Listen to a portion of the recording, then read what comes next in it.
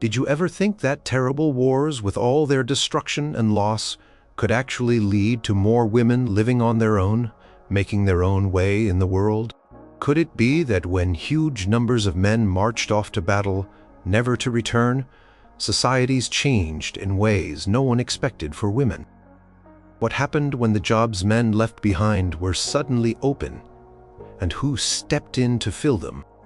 Prepare to explore some surprising moments in history, where conflict in a strange twist set the stage for more women to become independent and single. Number 7. Viking women weren't just waiting by the fjord.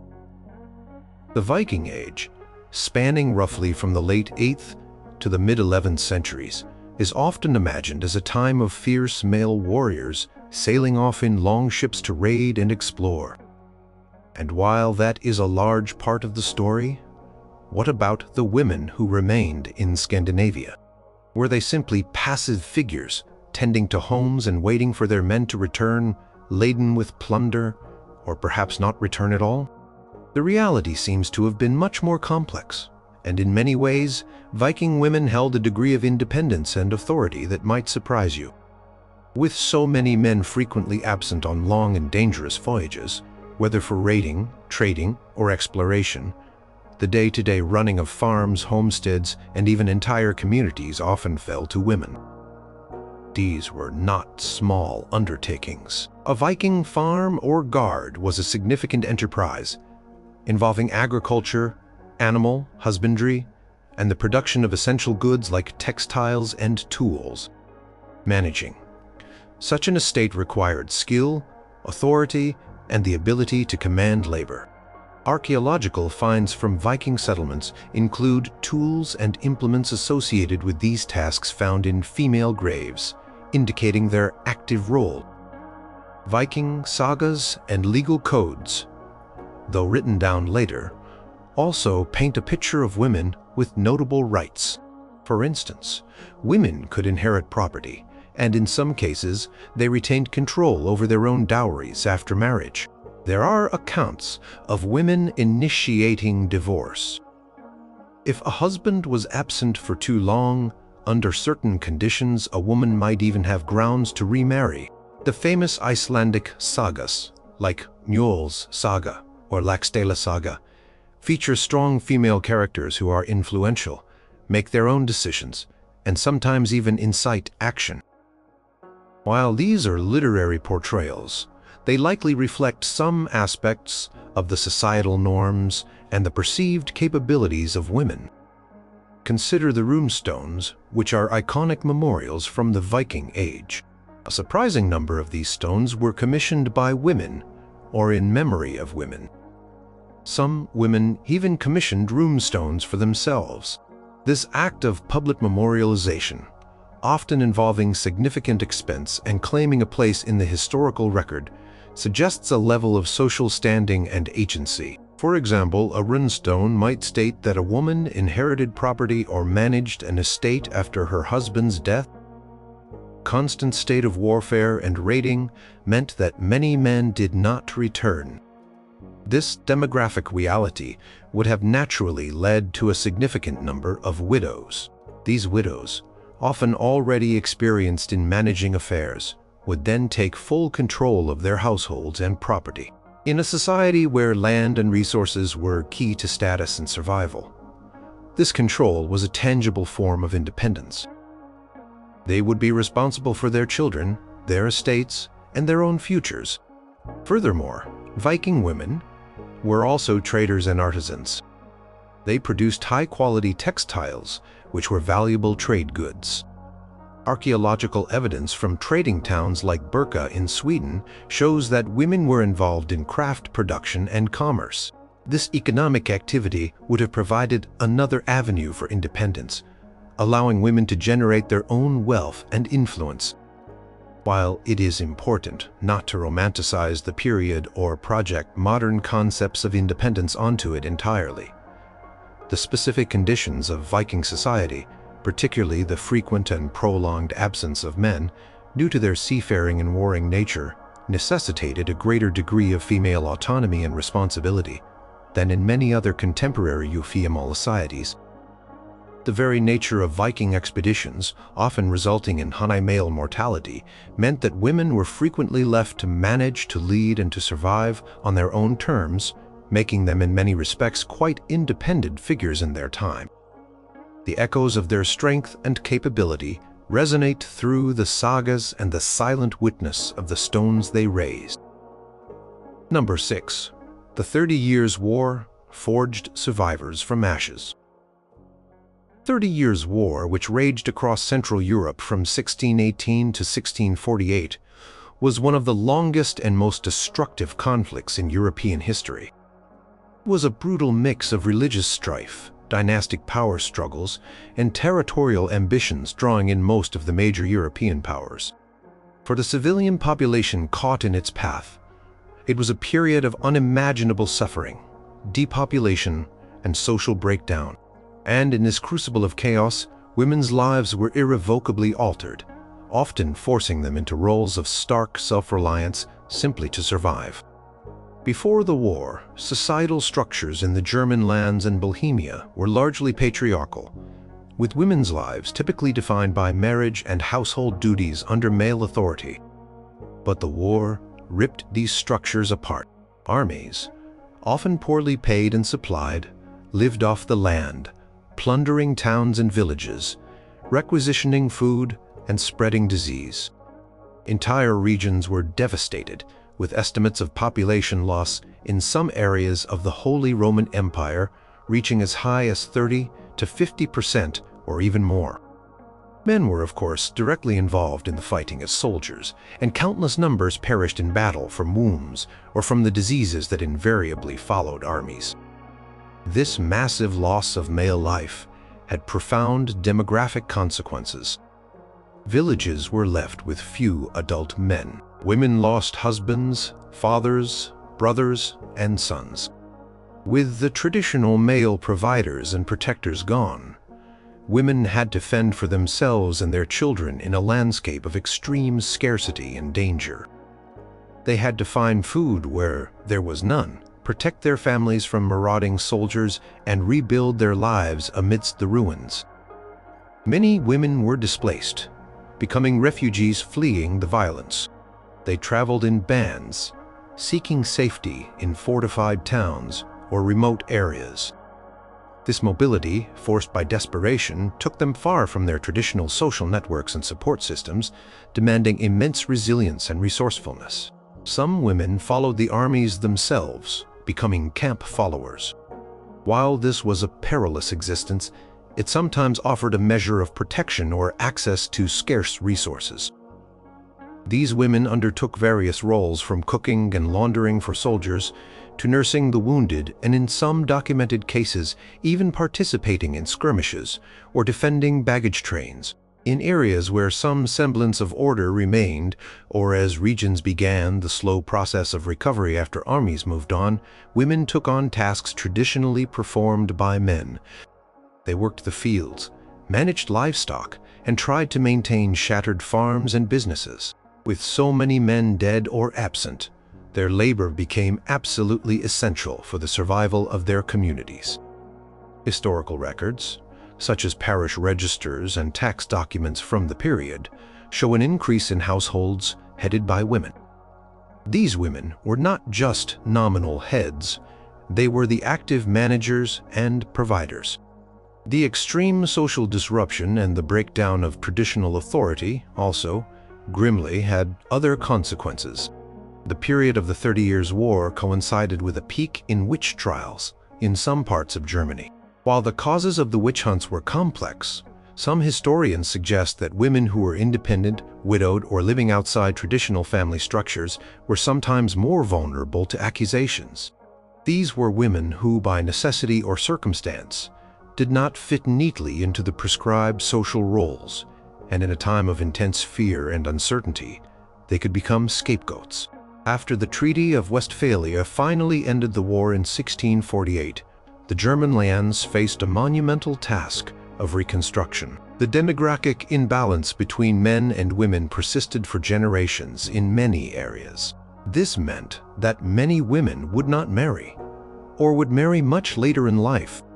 The experience of having managed on their own, of having endured such profound hardship and survived, must have left an indelible mark on these women, and perhaps on societal perceptions of female capability, even if formal structures of patriarchy were quick to reassert themselves once peace returned.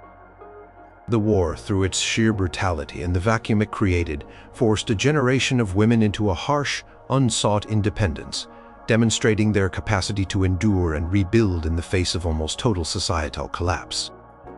Their stories are largely unwritten, but the stark reality of their survival speaks volumes. Number 5. Napoleonic ambitions left a continent of capable women. The Napoleonic Wars, a series of major global conflicts lasting from 1803 to 1815, and in a broader sense including the French Revolutionary Wars from 1792, reshaped the map of Europe and had a profound impact on its societies. Millions of men across the continent were mobilized to serve in the vast armies of Napoleon Bonaparte and his adversaries. The scale and duration of these wars meant that for over 2 decades, communities experienced the prolonged absence and often permanent loss of a significant portion of their male population. This widespread and sustained male absence created new realities and responsibilities for women. Across France, and indeed across much of Europe, as nation after nation was drawn into the vortex of war, women found themselves taking over roles and responsibilities that had traditionally been male domains. With husbands, brothers, and sons conscripted or volunteering for military service, women became the primary managers of farms, family businesses, and artisan workshops. Agriculture, the backbone of most economies at the time, depended heavily on female labor to a greater extent than before. Women plowed fields, harvested crops, and tended livestock, ensuring that food production continued, which was vital, not only for their families, but also for supplying the massive armies. In towns and cities, women stepped into workshops and ran shops. If a blacksmith, a baker, or a carpenter went to war, it was often his wife or daughters who kept the business afloat. They learned new skills, managed finances, and dealt with suppliers and customers. This was not always a formal or recognized shift, but a practical necessity. The survival of the family unit and the local economy often depended on their ability to adapt and take charge. The sheer number of casualties in the Napoleonic Wars was staggering. Hundreds of thousands of men died in battles like Austerlitz, Borodino, Leipzig, and Waterloo, or succumbed to disease, starvation, or the harsh conditions of campaigning, such as during the disastrous retreat from Moscow. This resulted in a significant demographic imbalance in many regions, with a surplus of women, particularly of marriageable age. Many women faced the prospect of never marrying or of being widowed at a young age. This reality meant that a growing number of women had to be economically self-sufficient. Without a husband to provide for them, they had to find ways to support themselves and their children. This often meant continuing in the businesses they had managed during the war, seeking employment in whatever trades were open to them, or relying on their own resourcefulness to create income. While opportunities for women were still limited by societal norms, the necessity of their economic contribution became more visible. The wars also brought women into more direct contact with the state and its apparatus. They dealt with authorities regarding conscription notices for their male relatives, pensions for wounded soldiers or war widows, and the requisitioning of goods for the military. This interaction, however unwelcome, could also foster a greater awareness of civic life and administrative processes. In France, the Napoleonic Code established in 1804 actually reinforced patriarchal authority within the family, legally subordinating wives to their husbands. This seems contradictory to the idea of growing female independence. However, the code also standardized laws, and in some ways, by clearly defining rights and obligations, it inadvertently provided a framework that women, especially widows or those managing property, could navigate. The practical realities of wartime often overrode legal theory. A woman competently running an estate in her husband's absence for a decade was a fact on the ground, regardless of what the law book stated about her formal subordination.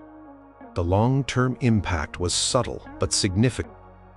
A generation of women had experienced a different kind of life, shouldering responsibilities and demonstrating capabilities that might have remained dormant in peacetime. While society largely expected a return to pre-war gender roles after 1815, the memory and experience of female agency could not be entirely erased. The demographic shift, with fewer men available for marriage, also meant that more women would by default remain single, and thus responsible for their own upkeep.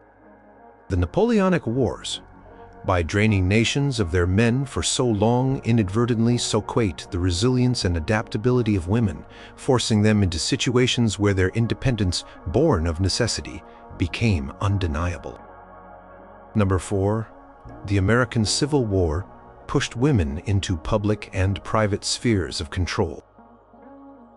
The American Civil War, fought from 1861 to 1865, was a conflict that tore the nation apart.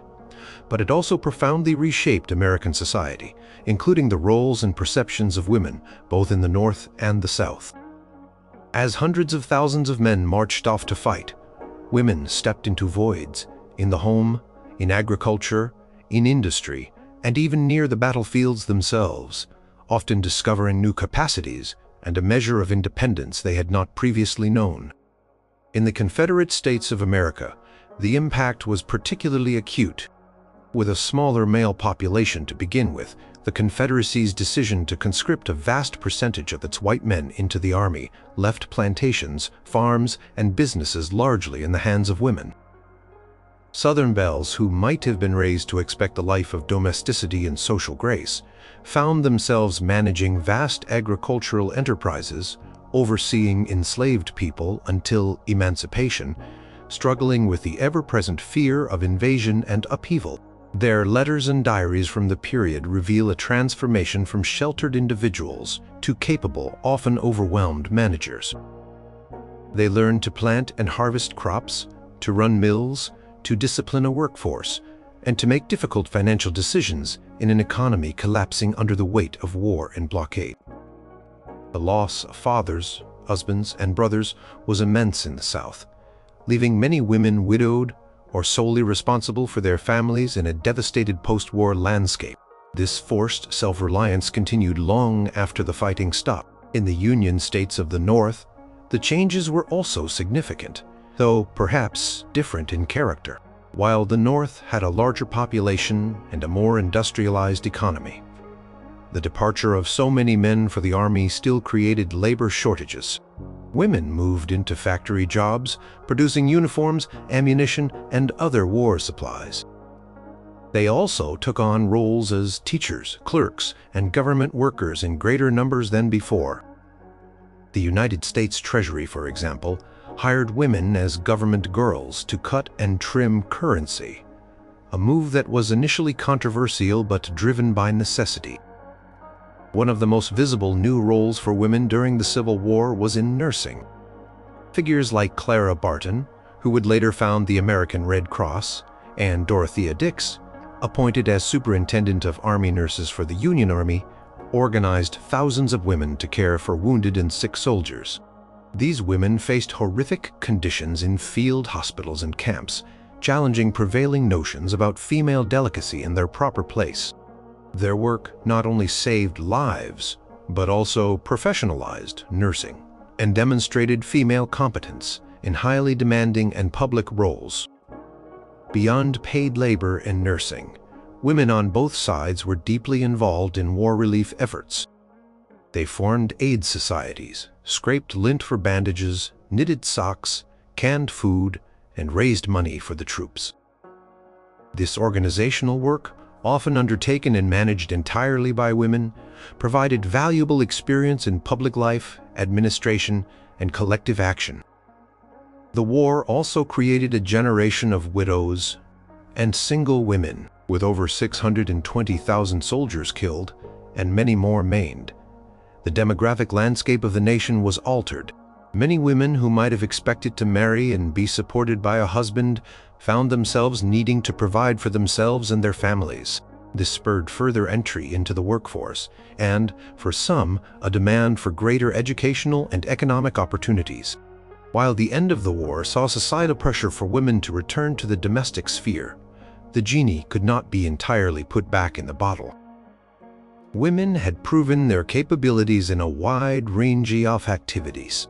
The experiences of managing farms, working in factories, nursing soldiers, and organizing relief efforts had expanded their skills and, for many, their sense of self.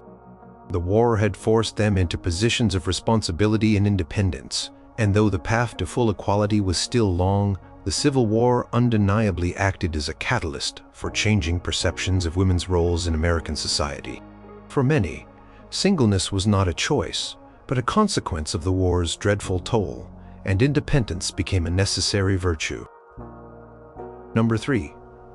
Paraguay's women rebuilt a nation from almost nothing. The War of the Triple Alliance, fought from 1864 to 1870, pitted Paraguay against the combined forces of Argentina, Brazil, and Uruguay. It was one of the deadliest and most devastating wars in modern history, especially for Paraguay. Conflict resulted in a catastrophic loss of life for the small nation, particularly among its male population. In the aftermath, Paraguayan women faced the monumental task of not just surviving, but literally rebuilding their shattered country, leading to an era where their roles, by sheer necessity, became central to the nation's existence. Estimates of Paraguay's population loss vary, but they are all horrific. Some figures suggest that Paraguay lost up to 70% of its total adult male population, and perhaps half of its overall population. Entire generations of men were wiped out in brutal battles, through disease and from starvation, caused by the prolonged conflict and blockades.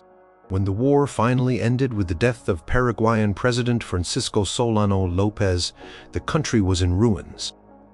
Fields were fallow, infrastructure was destroyed, and the economy had collapsed. What remained was a population overwhelmingly composed of women, children, and elderly men. In this dire situation, Paraguayan women known as las residentes, those who stayed, and las destinadas, those destined or assigned, often referring to women displaced or forced to support the war effort, became the backbone of national recovery. There was simply no one else to do the work. They cleared fields and replanted crops by hand, often using rudimentary tools.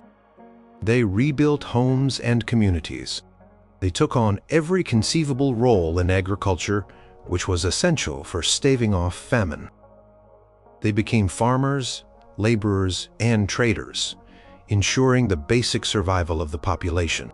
The demographic imbalance was so severe that traditional social structures regarding marriage and family were profoundly altered. With so few men available, many women would remain unmarried or enter into informal unions.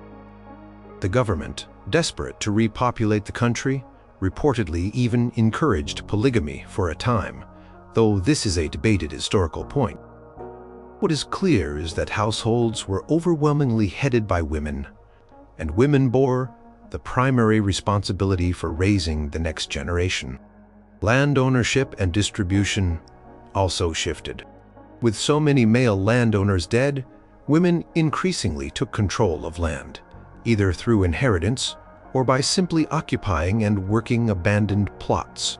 Their role in agriculture became so dominant that they were instrumental in shaping the post-war agrarian economy. They cultivated traditional crops like manioc and corn, as well as cash crops like cotton and tobacco, which helped to slowly revive trade. Collective trauma and the shared experience of immense hardship and responsibility forged a strong sense of resilience among Paraguayan women. Their contribution to the survival and eventual recovery of Paraguay was not just recognized at the time, but has become a foundational element of Paraguayan national identity. The figure of the strong, enduring Paraguayan woman who literally carried the nation on her back is a powerful symbol. While the term independence in this context is fraught, their situation was born of unimaginable loss and desperate necessity, rather than a movement for rights. The reality was that Paraguayan women operated with a high degree of autonomy because there was no alternative. They made decisions about their land, their families, and their communities because the men who would have traditionally held those roles were gone. They were not seeking singleness, but it was thrust upon them by the war's appalling toll. Their story is a stark example of how conflict can decimate a male population to such an extent that women become by default the primary agents of social and economic life, single-handedly ensuring the continuity of a nation. The legacy of these women is woven into the very fabric of Paraguayan society. Number 2. World War II put Rosie, Lyudmila, and the land girl into the spotlight. World War II, from 1939 to 1945, was a global conflict of unprecedented scale, mobilizing societies in ways never before seen. As millions of men were drafted into armed forces across the Allied and Axis nations, women were called upon to fill a vast array of roles essential to the war effort, profoundly changing their place in society and often leading to new forms of independence, both during and after the conflict. In the United States, the iconic image of Rosie the Riveter symbolized the millions of women who entered the workforce, particularly in heavy industry and manufacturing.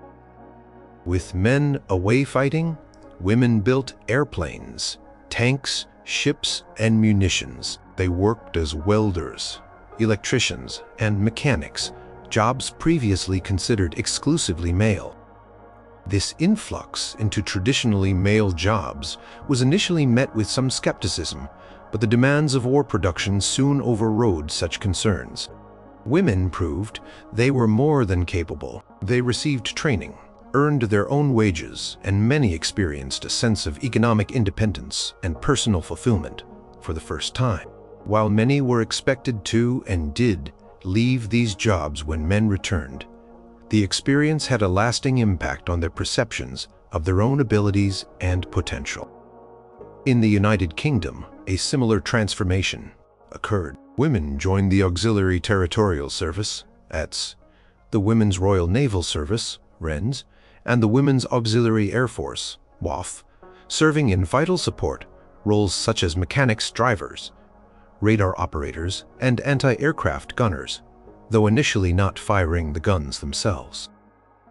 The Women's Land Army saw hundreds of thousands of land girls working in agriculture, ensuring food production continued despite the absence of male farm workers and the threat of German U-boat blockades. These women often lived in hostels away from home, managing their own lives and contributing directly to the nation's survival. The war also brought danger directly to British women on the home front through the Blitz, forcing resilience and community spirit in the face of bombing raids. The Soviet Union saw perhaps the most extensive involvement of women in direct combat roles. Due to catastrophic early losses and the existential threat posed by the Nazi invasion, Soviet women served as combat pilots, snipers, machine gunners, tank crew members, and partisans. Figures like Lyudmila Pavlichenko, a sniper credited with over 300 kills, became national heroes. Millions of Soviet women also worked in factories, often relocated to the Ural Mountains, enduring incredibly harsh conditions to produce the weapons and supplies needed by the Red Army. The sheer scale of male casualties in the Soviet Union, estimated at over 13 million military deaths, meant that post-war Soviet society had a profound demographic imbalance, leaving vast numbers of women widowed or without prospects of marriage, compelling them to be self-reliant. Even in Axis countries like Germany and Japan, while official ideology often emphasized women's traditional roles in the home, the pressures of total war led to increased female participation in the workforce, particularly later in the conflict. However, the scale was generally less than in the Allied nations, partly due to ideological constraints. Beyond the workforce and military service, women were crucial to resistance movements in occupied Europe. They served as couriers, intelligence gatherers, saboteurs, and provided safe houses, often at enormous personal risk. Their bravery and ingenuity were vital to undermining Axis occupation. The war years provided many women with new skills, greater confidence, and a taste of economic and personal autonomy. While the post-war period often saw a strong societal push for women to return to domestic roles to make way for returning servicemen and to foster a baby boom, the wartime experiences could not be entirely undone. Many women had become accustomed to earning their own money and making their own decisions. The war had demonstrated female capability in an undeniable way. Furthermore, the significant loss of men meant that for many women, remaining single or being a widowed head of household was not a choice, but a demographic reality. This, combined with their wartime experiences, contributed to a slow but steady shift in attitudes about women's roles, laying some of the groundwork for later feminist movements. The independence experienced or necessitated during the war, even if temporary for some, planted seeds for future change. Number 1. The Great War left a surplus of women who forged new paths. World War I, often called the Great War, raged from 1914 to 1918 and brought about societal shifts on a scale previously unimaginable. One of its most profound and lasting impacts was on the lives of women, particularly in Europe. The sheer number of men killed or incapacitated created a demographic crisis and forced women into new roles, leading many to live more independent lives, often by necessity rather than choice, and challenging traditional notions of a woman's place in society. Before 1914, for most women in countries like Britain, France, and Germany, life was largely defined by domestic roles: wife, mother, homemaker. Opportunities for education and employment were limited, but the outbreak of war changed everything. As millions of men enlisted or were conscripted to fight on the battlefields of the Western Front, Gallipoli, and elsewhere, a vast labor vacuum opened up at home. Women were called upon to fill these gaps, and they responded in unprecedented numbers. They flocked to munitions factories, enduring dangerous conditions and long hours to produce the shells and bullets essential for the war effort. These munitionettes, often identifiable by their yellow-stained skin from working with TNT, became a symbol of female contribution. Women also worked on public transport as bus conductors and tram drivers, in agriculture as part of the Women's Land Army, in clerical positions, in engineering workshops, and in countless other jobs previously deemed unsuitable for them. They delivered mail, worked in breweries, and even joined police forces in auxiliary roles. This mass entry into the workforce gave many women their first taste of financial independence and a life outside the confines of the home. Beyond industrial and civilian work, women also served nearer the front lines, most notably as nurses. Organizations like the Red Cross and voluntary aid detachments saw thousands of women tending to the horrific injuries of soldiers in hospitals and casualty clearing stations. Their courage and dedication under fire were widely acknowledged. The human cost of World War I was devastating. Nations like Britain, France, and Germany each lost over 1 million men, with millions more wounded. This led to what became known as the surplus women phenomenon in the post-war years, a significant demographic imbalance where there were far more women of marriageable age than men. For a generation of young women, the prospect of marriage and traditional family life simply vanished. Many faced a future where they would have to support themselves.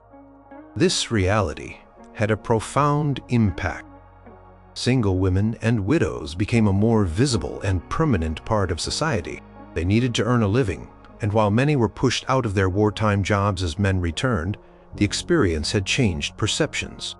The notion that women were capable only of domestic tasks had been shattered. There was increased, though still resisted, pressure for better educational and employment opportunities for women. The war also acted as a catalyst for political change.